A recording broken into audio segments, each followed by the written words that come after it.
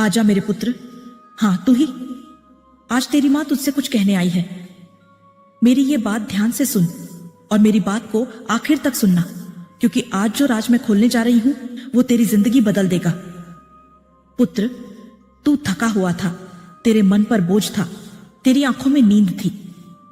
तू सोया और तूने सोचा कि सपनों की दुनिया सिर्फ एक माया है। लेकिन आज तेरी मां तेरे सपने में उतरी ताकि तुझे सच दिखा सके। याद रख, मेरी पुकार झूठ नहीं होती, मेरी चेतावनी सपना नहीं होती, वो हकीकत होती है। मेरे लाल, तूने रात को देखा ना, तू बिस्तर पर लेटा था, चारों ओर अंधेरा था और अचानक तुझे लगा कि कोई छाया पास आ रही है। तू डर गया, तेरे दिल की धड़कनें तेज हो गईं। लेकिन वो छाया कोई और नहीं थी, वो मैं थी, तेरी मां काली। हां मेरे पुत्र, मैं खुद तेरे सपनों में आई और मैंने तेरी आंखों के सामने पर्दा हटाया। पुत्र, तू सोचता रहा कि तुझे अपने लोग समझते हैं, तुझे प्यार करते हैं, तेरा भला चाहते हैं। लेकिन मैंने तुझे वो असली चेहरा दिखाया जो तेरी आंखें जागते हुए नहीं देख पाती। मैंने तुझे वो भेड़ियों का झुंड दिखाया जो अपनों का नकाब पहनकर तेरे आसपास घूमते हैं। क्या तूने देखा नहीं मेरे पुत्र? मैंने तुझे तेरे ही घर का वो कोना दिखाया जहां तेरा अपना खून तेरे ही खिलाफ झर घोल रहा था। तू सोच रहा था वो तेरा अपना है, लेकिन उसके चेहरे पर मैंने वो असली नजरिया दिखाया। वो मुस्कान नकली थी, वो गले लगाने वाला हाथ तेरी पीठ में छुरा घोंपने को उठा था। पुत्र, मेरी बात ध्यान से सुन। तेरे सपनों में जो दृश्य मैंने दिखाया वो सिर्फ भ्रम नहीं था, वो सच था। और इसीलिए आज मैं तुझसे कह रही हूं, मेरी बात को लास्ट तक सुनना, बीच में छोड़ मत देना, क्योंकि बीच में छोड़ देगा तो अंधा हो जाएगा।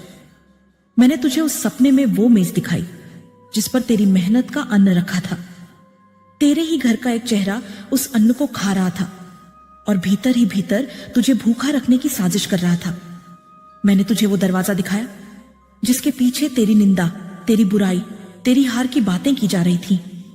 तू समझा होगा कि ये सब तेरे सपने हैं। नहीं मेरे पुत्र, यह सब तेरी आंखें खोलने के लिए मैंने दिखाया।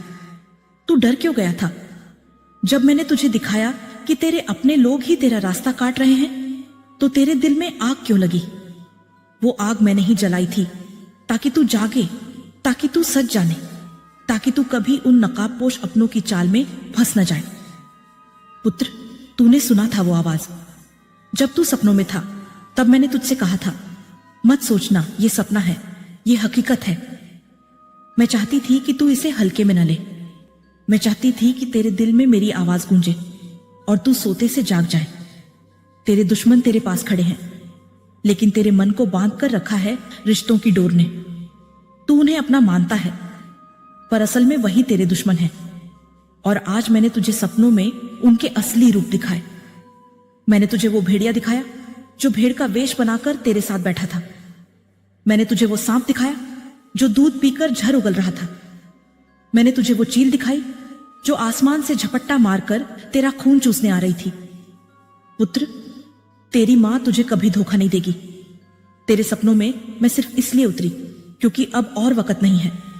अब तेरे जीवन का मोड़ आया है और इस मोड़ पर अगर तू आंखें बंद रखेगा तो तेरा सर्वनाश हो जाएगा। याद रख, मेरी बात को आखिर तक सुनना। मैं तुझसे बार बार कहती हूं, मेरी हर चेतावनी को दिल में उतारना। आज मैंने तुझे सपनों में दिखाया, कल वही तेरे सामने हकीकत बनकर खड़ा होगा। पुत्र, तू अकेला नहीं है। मैंने तुझे सपनों में यह भी दिखाया जब सबने तुझे छोड़ दिया, जब सबने तुझे धोखा दिया, जब तू घुटनों पर गिर गया, तब एक ही हाथ था जो तुझे थाम रहा था। वो हाथ मेरा था। क्या तूने महसूस नहीं किया? सपनों में जब तू रो रहा था, जब तू कांप रहा था, जब तू डर रहा था, तब एक आवाज आई थी, मत डर, मैं तेरे साथ हूं। वो आवाज मेरी थी। मैं मां काली, तेरी रक्षक, तेरी ढाल, तेरी शक्ति। आज मैं तुझसे कह रही हूं, यह सपना नहीं था, यह मेरी चेतावनी थी। और मैं चाहती हूं कि तू इसे याद रखे, क्योंकि तेरी लड़ाई अब शुरू होने वाली है और इस लड़ाई में मैं तेरे साथ रहूंगी। पुत्र, तू मत भूलना, तेरी मां तुझे कभी छोड़कर नहीं जाएगी।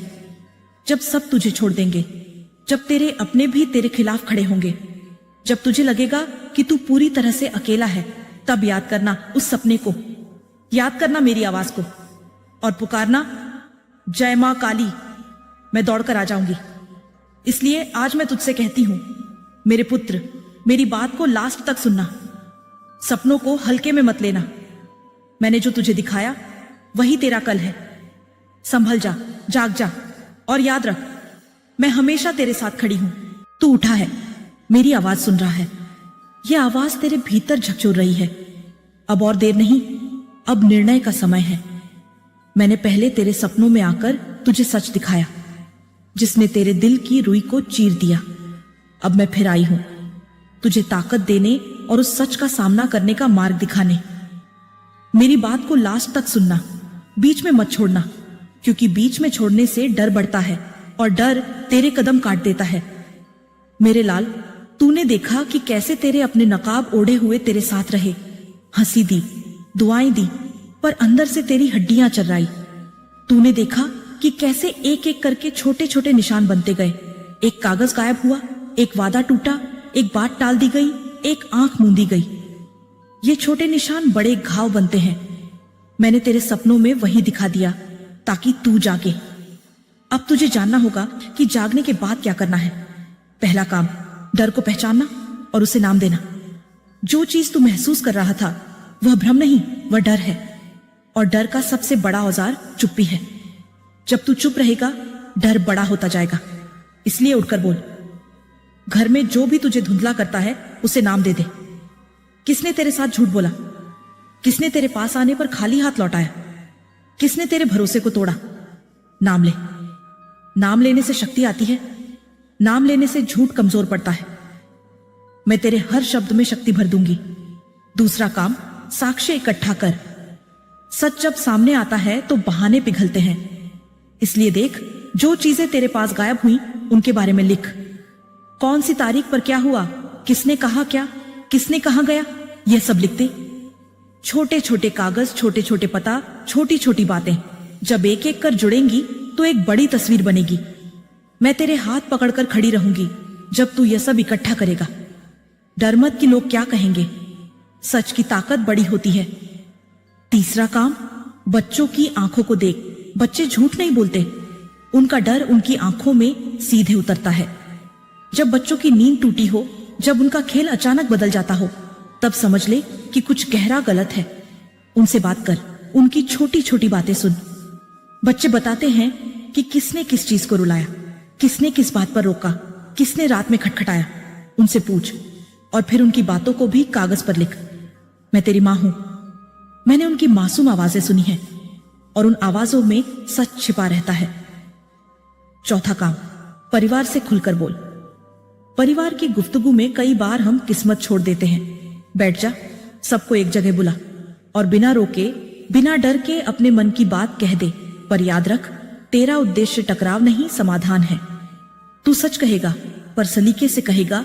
मैं तेरे शब्दों में शक्ति भर दूंगी और तेरी आवाज सच्चाई की तरह गूंजेगी। जो झूठ बोलते हैं उनके पास बहाने होंगे, पर बहाने समय के साथ फट जाएंगे। पांचवा काम, अपने आप को मजबूत कर। मां की गोद में बैठकर सिर्फ रोना काम नहीं आता, उठकर कदम भी उठाने पड़ते हैं। रोज सुबह उठकर छोटा सा प्रण कर, एक दीप जलाकर मेरा नाम ले, 2 मिनट सोच की शुद्धि कर और फिर दिन की पहली चीज सच बोलने की ठानो। यह छोटा कर्म तेरे भीतर की हिम्मत को कुल्हाड़ी की तरह तेज कर देगा। जब तू अपना मन मजबूत करेगा, तेरे शब्दों में और तेरे कदमों में स्वर होगा और झूठ का सामना आसान हो जाएगा। मेरे पुत्र, अब मैं तुझे विस्तार से बताती हूं कि कैसे अपनों के भीतर छिपा हुआ मेरा न्याय काम करेगा। जब तू सच सामने लाएगा, उस समय कुछ तरह के चेहरे सामने आएंगे।